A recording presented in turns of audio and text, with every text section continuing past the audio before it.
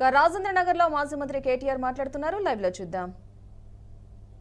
ఏది లేవు ఇవన్నిటికీ లేవట కానీ మూసీకి మాత్రం 1,50,000 కోట్లట. ఎందుకే 1,50,000 కోట్లు మూసి? ఆ మూసీతోని మురిసే రైతులు ఎంతమంది, వచ్చే ఆయకట్టు ఎంత, వచ్చే ఉద్యోగాలు ఎన్ని, దానివల్ల వచ్చే లాభం ఏంది అంటే చేయొద్దంటలేము. షోకులు ఎప్పుడు వాడాలి? ముందు కడుపు నిండాక వాడాలి. ఇక కడుపు నిండికి దిక్కులేదంటీడా అదే అంటారు చూడు, మింగ మెతుకులేదు కానీ మీసాలకు సంపెంగ నూనె పెట్టిండే టెన్కటికి కూడా. మిగతాదికేమో మెతుకు లేదట, మీసాలకు మాత్రం సంపెంగ నూనె. పోజులు ఎందుకు నాకు అర్థం కాదు. రైతుకు రైతు బంధు ఇవ్వవు, రుణమాఫీ చక్కగా చేయవు. మొన్న అక్క ఒక మంచి మాట చెప్పింది. నవాపేటకు పోయింది అక్క, రైతు ధర్నా చేస్తున్నారు. ఏమని? రుణమాఫీ చేయాలి, నువ్వు చేసింది చారానా, బయట చెప్తుంది బారానా, నీ ప్రకటనలకే ఎక్కువ ఖర్చు అవుతుంది, నీ ఫోటో చూడలేక వస్తున్నాం కాబట్టి అదేదో బంధు పెట్టు అని చెప్పి మొత్తం ధర్నా మొత్తం చేసి రుణమాఫీ పూర్తి చేయి అని చెప్పి ధర్నా చేస్తే ఒక రైతు, సామాన్య రైతు సబితమ్మతో ఏమంటాడు తెలుసా? చేస్తారా మా రుణమాఫీ? ఇది ఫిబ్రవరి నెలలో అవుతుంది ధర్నా.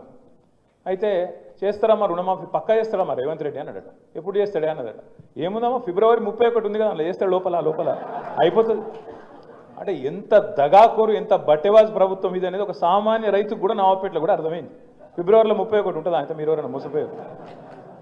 అది రాదు, ఇది కాదు. గట్లా ఫిబ్రవరి 31 రాదు, రేవంత్ రెడ్డి రుణమాఫీ కాదు. ఇట్లా అన్ని హామీలు ఇంతే. మీరు ఆ సినిమా చూడొచ్చు, అహనా పెళ్ళి అంటాను సినిమా వచ్చింది నేను చిన్నగా ఉన్నప్పుడు. అందులో ఒక ఆయన అంటాడు అన్నట్టు, అల్లుడు వస్తారు ఇంటికి, మామగారు నాకు చికెన్ తినాలని ఉంది అంటాడు. చికెన్ కూర, కోడి కూర. ఎంత హుషారుగా తెలుసా, నీకు తినిపిస్తా అంటాడు. మా మామ ఎంత మంచివాడు, బ్రహ్మాండమైన మనిషి, నాకు చికెన్ కూర పెడతాడట అయ్యాలని చెప్పి పాపం అల్లుడు ఆశగా ఆకలి మీద ఉంటాడు, చేయి కట్టుకొని వచ్చి కూర్చుంటాడు. కూర్చోబెడతాడు, పళ్ళెం పెడతాడు, పీటేస్తాడు, ముంగట కోడిని కడతాడు అట. ఏమాయంటే చూడు దాన్ని చూసుకుంటా దీను రేవంత్ రెడ్డి ప్రభుత్వం కదా కూడా అంతే. ఏదిరా పోయి 6 గ్యారెంటీలు, ఏదిరా 420 హామీలు, అవ్వ వస్తూనే ఉంది. రేషన్ కార్డులు అని చెప్పి ఎన్ని రోజులే ఆగాలి, రేషన్ కార్డులు అని చెప్పి ఎన్ని రోజులే కొత్త రేషన్ కార్డులని చెప్పవటికి 1.5 year దరఖాస్తులు అన్నారు, ప్రజాపాలన అన్నారు, 1 కోటి మందితో దరఖాస్తులు పెట్టించారు. ఒక్క కార్డు వచ్చింది ఎక్కడైనా? ఇందిరమ్మ ఇండ్లని 2 బడ్జెట్లో పెట్టిరు. కేసీఆర్ అటని లేదు, డబల్ బెడ్రూమ్ ఇల్లు కొల్లూరులో కనబడతలేవు, రాంగ ఒకటే కాడ 17,000 ఇల్లు ఉన్నాయి, అవేం లేవట, కనబడతలేవు. కానీ మేము ఇస్తాం అని చెప్పి ఇవాళ డబల్ బెడ్రూమ్ ఇందిరమ్మ ఇండ్లు అని చెప్పి 2 బడ్జెట్లలో పెట్టిరు. 2 బడ్జెట్లలో ఏం పెట్టిరు? మేము ఖచ్చితంగా ఒక్కొక్క నియోజకవర్గానికి 3,500 4,000 ఇల్లు ఇస్తామని చెప్పారు. మరి కాగితాలు ఇచ్చినరో సచ్చిరో నాకైతే తెలియదు, కానీ మరి ఎక్కడ ఇల్లు ఒక ఇటుకరాయి పెట్టింది లేదు, పునాది తవ్వింది తెలియని లేదు. ఇంకా అలా చెప్పారు మిగతా వాళ్ళకి 5 లక్షలు, ఎస్సీ ఎస్టీలకు 6 లక్షలు అన్నారు. 6 లక్షలు లేదు, 6 పైసలు కూడా ఇప్పటివరకు దిక్కు లేదు. వాస్తవం ఏంటి అంటే ఇలా కాంగ్రెస్ పార్టీ పూర్తి స్థాయిలో ఫెయిల్ అయింది. నెగిటివ్ పాలిటిక్స్తోని పేదవాడి మీద తన ప్రతాపం చూపెట్టి ఇచ్చిన మాట నిలబెట్టుకోక ఇప్పటికే కాంగ్రెస్ ఖతమైపోయే పరిస్థితి వచ్చింది. ఇలా శ్రీరామ్ రెడ్డి గారు, నరోత్తమ్ రెడ్డి గారు గొప్ప మాట అన్నారు. ఏమన్నాడు ఆయన? కేసీఆర్ ఉన్నప్పుడు గల్లా ఎగిరేసుకొని తిరిగే విధంగా పనిచేసినాం సర్పంచులు అని. ఆయన చెప్పుడే కాదు, కేంద్ర ప్రభుత్వం ఇచ్చే అవార్డులు, పంచాయతీరాజ్ దినోత్సవం నాడు ఇచ్చే అవార్డులు మొత్తం భారతదేశంలో మన జనాభా 3% కంటే తక్కువ ఉంటుంది తెలంగాణ. కానీ 3% కంటే తక్కువ ఉన్న తెలంగాణ దేశ జనాభాలో 30% అవార్డులు ఉత్తమ పంచాయతీలకు గెలుచుకున్నది కేసీఆర్ గారి నాయకత్వంలో. అది కాదా? ఏదన్నా ఒక రాష్ట్రంలో, ఈ భారతదేశంలో ప్రతి పల్లెకు ఒక నర్సరీ ఉన్న ఊరు చూపెడతారా? నాకు ఒక రాష్ట్రం చూపెడతారా ఈ దేశంలో? ప్రతి పల్లెకు ఒక నర్సరీ, ప్రతి పల్లెకు ఒక పల్లె ప్రకృతి వనం. జనరల్గా పార్కులు హైదరాబాద్లో ఉంటాయి, పట్టణాల్లో ఉంటాయి. కానీ కేసీఆర్ గారి నాయకత్వంలో ప్రతి పల్లెలో, ప్రతి పల్లెటూరులో ఒక పార్కు కట్టినాం, పల్లె ప్రకృతి వనం. ప్రతి గ్రామంలో ఒక డంపింగ్ యార్డు, ఒక శ్మశాన వాటిక, ఒక రైతు వేదిక, అందరికీ ఇంటింటికి నీళ్లు, ఎక్కడ పోయినా చెట్లతోని పచ్చదనం స్వాగతం పలికే విధంగా ఏర్పాట్లు. ఎవరన్నా చేసినరా ఇంత లోతుగా అధ్యయనం చేసి పల్లెటూర్లకు ఏం కావాలి, పట్టణానికి ఏం కావాలి, పల్లెటూర్లకు కావాల్సిన పల్లెటూర్లు చేయాలి, పట్టణంలో అవసరం పడే అండర్ పాసులు, స్కైవేలు, ఇక్కడికి రావాల్సిన ఐటీ కంపెనీలు, ఇక్కడ కావాల్సిన మోరీలు, రోడ్లు, ఇక్కడ కావాల్సిన స్ట్రీట్ లైట్లు, ఇక్కడ ఏర్పాటు చేయాల్సిన సీసీ కెమెరాలు, ఇక్కడ రక్షణ కోసం తీసుకోవాల్సిన చర్యలు, మెట్రో లాంటి ప్రజా రవాణా సౌకర్యాలు, ఇవన్నీ 10 ఏళ్లలో అటు పల్లెలు ఇటు పట్టణాలు జోడెద్దుల్లాగా పరుగులు పెట్టించలేదా కేసీఆర్ గారు? అటు అభివృద్ధిని ఇటు సంక్షేమాన్ని రెండింటిని కలుపుకొని తీసుకపోలేదా? అందుకే నేను మిమ్మల్ని ప్రార్థించేది, నేను మీతో విజ్ఞప్తి చేసేది, జరిగిన నష్టం ఎన్నికల్లో మన ఓటమితోని మనకు తక్కువ జరిగింది, తెలంగాణ సమాజానికి ఎక్కువ జరిగింది. ఇది అక్షర సత్యం, ఇది వాస్తవం. ఇప్పుడు రాబోయే ఎన్నికల్లో మనం గెలవడం అనేది మన కోసం కాదు, నిజంగా కూడా చెప్తున్నా. తెలంగాణ సమాజానికి మళ్ళీ తిరిగి కేసీఆర్ గారిని ముఖ్యమంత్రి చేసుకోవడం అనేది ఒక చారిత్రక అవసరం. మళ్ళొక్కసారి జరిగిన ఈ నష్టాన్ని పూడ్చుకునే బాధ్యత తప్పకుండా తెలంగాణ సమాజం మీద, మనందరి మీద కూడా ఉన్నది. తెలంగాణ సమాజం అంటే అన్నదమ్ములు మనోళ్ళు బయట వాళ్ళు చూసుకుంటారు, మాకేందని మనం ఇంట్లో అంటే కష్టమవుతుంది. ఖచ్చితంగా ఏప్రిల్ 27 నాడు ఇక్కడికి వచ్చిన ప్రతి ఒక్కరూ మరి మన ఇంటి పండుగ, మన పార్టీ 24 ఏళ్ళు పూర్తి చేసుకొని 25వ సంవత్సరంలో అడుగు పెడుతున్న ఒక అద్భుతమైన సందర్భం. ఈ రాష్ట్రంలో అంటే తెలంగాణ అయినాక తెలంగాణలో ఇదివరకు ఉమ్మడి ఆంధ్రప్రదేశ్లో స్వాతంత్రం వచ్చిన 78 సంవత్సరాల్లో ఎన్నో రాజకీయ పార్టీలు పుట్టినాయి, ఎన్నో పోయినాయి. కానీ విజయవంతంగా నిలదొక్కున్నాయి కేవలం 2 పార్టీలు. ఒకటి ఆనాడు స్వర్గీయ ఎన్టీ రామారావు గారు స్థాపించిన తెలుగుదేశం పార్టీ ఒకటైతే, రెండవది మరి తెలంగాణ ఆత్మగౌరవాన్ని ఆకాశ స్థాయికి తీసుకుపోయి స్వరాష్ట్రాన్ని సాధించిన గులాబీ జెండా మన నాయకుడు కేసీఆర్ గారి నాయకత్వంలో రెండోది. ఈ రికార్డు ఎవరు చెరపలేరు. ఎన్టీఆర్ గారి రికార్డుని ఎవరు కొట్టలేరు, కేసీఆర్ గారి రికార్డును కూడా ఎవరు తారుమారు చేయలేరు. కేసీఆర్ గారి ఆనవాళ్లను తుడి చేస్తానని ఎవరన్నా అనుకుంటే ఆయన కర్మది, ఆయన అజ్ఞానం తప్ప ఇంకోటి కానే కాదు. మనకు రేవంత్ రెడ్డినో ఆంధ్రప్రదేశ్లో నిరుద్యోగులు ఎంతో ఆశగా ఎదురుచూస్తున్న ఏపీ మెగా డిఎస్సి 2025 నోటిఫికేషన్ ఎట్టకేలకు విడుదలైంది.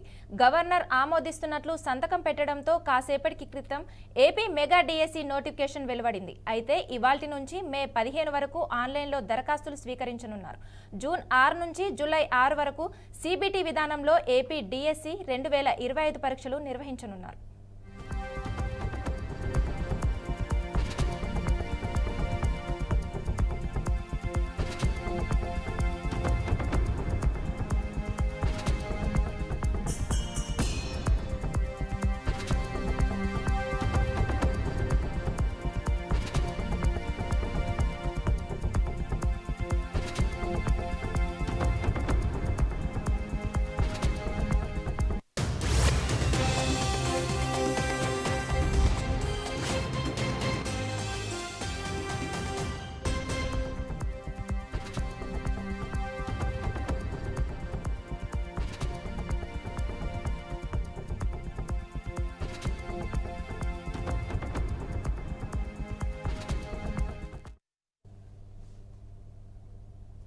ఆంధ్రప్రదేశ్లో నిరుద్యోగులు ఎంతో ఆశగా ఎదురుచూస్తున్న ఏపీ మెగా డిఎస్సి 2025 నోటిఫికేషన్ ఎట్టకేలకు విడుదలైంది. గవర్నర్ ఆమోదిస్తున్నట్లు సంతకం పెట్టడంతో కాసేపటి క్రితం ఏపీ మెగా డిఎస్సి నోటిఫికేషన్ వెలువడింది. అయితే ఇవాల్టి నుంచి మే 15 వరకు ఆన్లైన్లో దరఖాస్తులు స్వీకరించనున్నారు.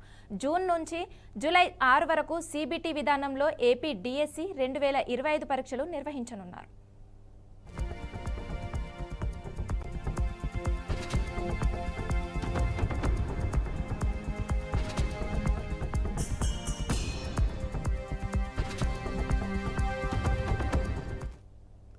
ఓకే, దీనికి సంబంధించి మరింత సమాచారం సాంబశివరావు చెప్పండి.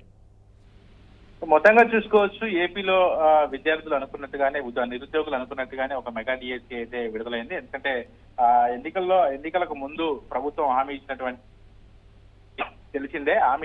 విషయం తెలిసిందే. అయితే ఈ నేపథ్యంలో ఇప్పుడు మొన్న టెట్ అయిపోయింది. టెట్ లో క్వాలిఫై అయిన వాళ్ళందరూ కూడా ఇప్పుడు మెగా డిఎస్సిలో వాళ్ళు అప్లై చేసుకోవచ్చు. అయితే 16,345 పోస్టులతో మెగా డిఎస్సి నోటిఫికేషన్ విడుదల చేశారు. అయితే 3 నెలల్లో కూడా ఇప్పుడు ఈ ప్రక్రియ పూర్తి అయ్యేటట్టు కూడా షెడ్యూల్ అయితే ఖరారు చేయడం జరిగింది. ఇవాళ నుంచి మే 15వ తేదీ వరకు కూడా దరఖాస్తు అయితే స్వీకరణ జరుగుతుంది. జూన్ 6 నుంచి జూలై 6 వరకు నియామక పరీక్ష అయితే జరుగుతుంది. మెగా డిఎస్సి నోటిఫికేషన్ విడుదల చేశామని చెప్పేసి కూడా మంత్రి నారా లోకేష్ ఎంతో ఆనందాన్ని అయితే వ్యక్తం చేశారు. అయితే హామీలో మరొకటి నెరవేర్చామని చెప్పేసి కూడా మంత్రి నారా లోకేష్ ఒకసారి గుర్తు చేశారు.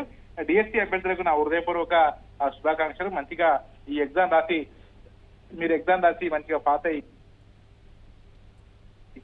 నారా లోకేష్ అయితే విద్యార్థులకి శుభాకాంక్షలు తెలిపారు. మరి పూర్తి స్థాయిలో కూడా విద్యార్థులంతా కూడా ఉపయోగించుకోవాలి. ఇది 3 నెలల పాటు ఉంటుంది కాబట్టి ఈ రోజు నుంచి అప్లై చేసుకోవడం పూర్తి స్థాయిలో అవకాశం ఉంటుంది కాబట్టి విద్యార్థులు ఈ రోజు నుంచి అప్లై చేసుకోవాలని చెప్పేసి కూడా నారా లోకేష్ అయితే సూచించడం జరిగింది. మరి ఇంకా ఇప్పుడు ప్రస్తుతం ఉన్నటువంటి పరిస్థితుల్లో 16,000 పోస్టులు పైగా ఇప్పుడు డిఎస్సి నోటిఫికేషన్ విడుదల చేయడంతో కొంత విద్యార్థుల్లో కూడా ఆనందం వ్యక్తం, ఎవరైతే ఈ టీచర్ పోస్టుల కోసం ఎదురు చూస్తున్నారో వాళ్ళు డిఎస్సి విద్యార్థులు పూర్తి స్థాయిలో కూడా ఆనందం వ్యక్తం చేస్తున్నటువంటి పరిస్థితి అయితే ఉందని చెప్పుకోవచ్చు. మరి ఈ రోజు నుంచి ప్రక్రియ కొనసాగుతుంది. అందరూ అప్లై చేసేసుకొని చివరి ఎగ్జామ్ అటెండ్ అయ్యి మంచిగా రాసి ఉద్యోగం సంపాదించాలని కూడా నారా లోకేష్ వాళ్ళకి శుభాకాంక్షలు తెలియజేయడం జరిగింది.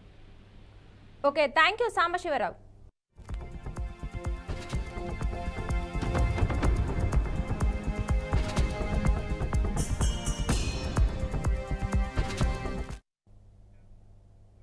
దేశవ్యాప్తంగా గత వారం రోజులుగా వింత వాతావరణం నెలకొంటుంది. పలు ప్రాంతాల్లో అకాల వర్షాలు కురుస్తూ ఉండగా మరికొన్ని ప్రాంతాల్లో ఎండ తీవ్రత అధికంగా నమోదవుతోంది. దీంతో అధిక ఉష్ణోగ్రతలు తట్టుకోలేక అక్కడి ప్రజలు ఉక్కిరిబిక్కిరవుతున్నారు. ముఖ్యంగా సౌత్ ఇండియాలోని అనేక ప్రాంతాల్లో ప్రతిరోజు వర్షాలు కురుస్తున్న విషయం తెలిసిందే.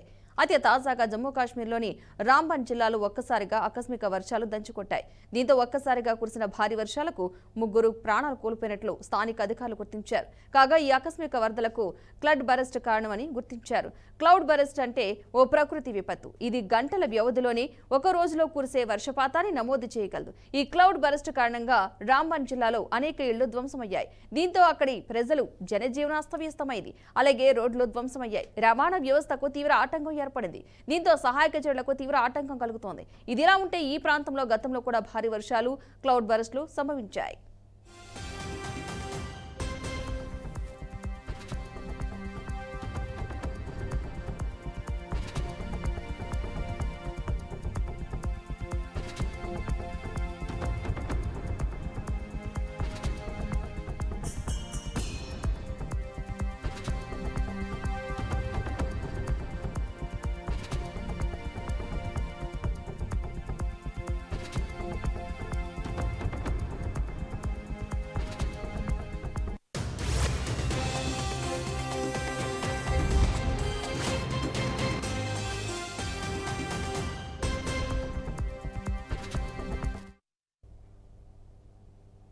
విశాఖపట్నం జిల్లా శ్రమశక్తి నగర్లో అనారోగ్య కారణాలతో ఓ మహిళ ఆత్మహత్యకు పాల్పడిన ఘటన చోటు చేసుకుంది.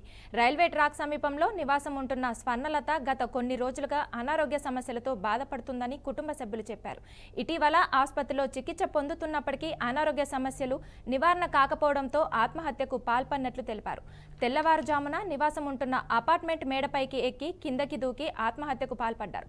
సమాచారం తెలుసుకున్న పోలీసులు ఘటన స్థలానికి చేరుకుని కేసు నమోదు చేసుకుని దర్యాప్తు చేపట్టారు.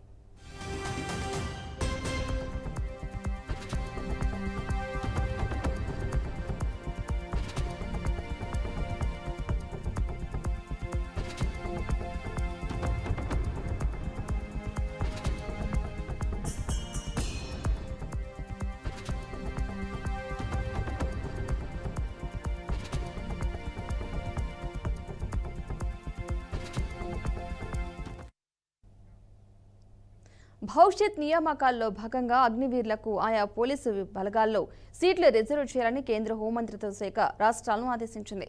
ఈ మేరకు హోంమంత్రి అమిత్ షా సీఎంలకు, కేంద్ర హోం కార్యదర్శి గోవింద్ మోహన్ రాష్ట్రాల ప్రధాన కార్యదర్శులకు లేఖ రాశారు. 4 ఏళ్ల పదవీకాలం పూర్తి చేసిన తర్వాత సాయుధ దళాల నుంచి బయటకు వచ్చే అగ్నివీరులలో దాదాపు 75% మందికి ఉపాధి అవకాశాలు కల్పించాల్సిన అవసరంపై రాష్ట్రాలకు సూచించినట్లు అధికారులు తెలిపారు. కఠినమైన సైనిక శిక్షణ పొందిన అగ్నివీరులు రాష్ట్ర స్థాయి పోలీసు సేవల్లో సరిపోతారని సూచించారు. కాగా మొదటి బ్యాచ్ అగ్నివీరుల్లో 75% మంది అగ్నిపథ్ పథకం కింద 4 ఏళ్లు పూర్తి చేసుకుని 2026లో బయటకు రానున్నారు. దీంతో వారిలో ఎక్కువ మందిని వివిధ ప్రభుత్వ విభాగాల్లోకి చేర్చుకోవడానికి కేంద్రం ప్రయత్నిస్తోంది.